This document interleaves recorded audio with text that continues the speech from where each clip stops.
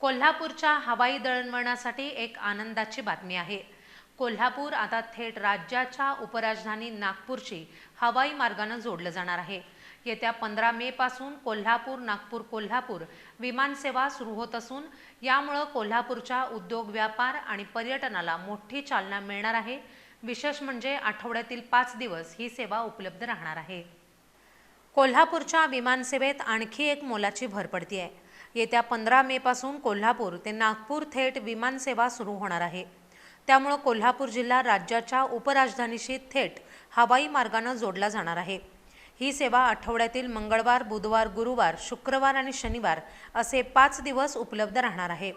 Star एअरवेजकडून ही विमानसेवा सुरू होत असून 12 बिझनेस क्लास आणि 64 इकॉनॉमी क्लास सीटची व्यवस्था करण्यात आली आहे। कोल्हापूरच्या विमानतळाच्या विकासासाठी केंद्र सरकारकडे पाठपुरावा करून धावपट्टी विस्तारीकरण, नाईट लँडिंग सुविधा, आधुनिक अग्निशमन वाहन आणि नवीन टर्मिनल बिल्डिंग अशा कामांची पूर्तता करण्यात आली असल्याचं खासदार धनंजय महाडिक यांनी माध्यमांशी बोलताना सांगितलं।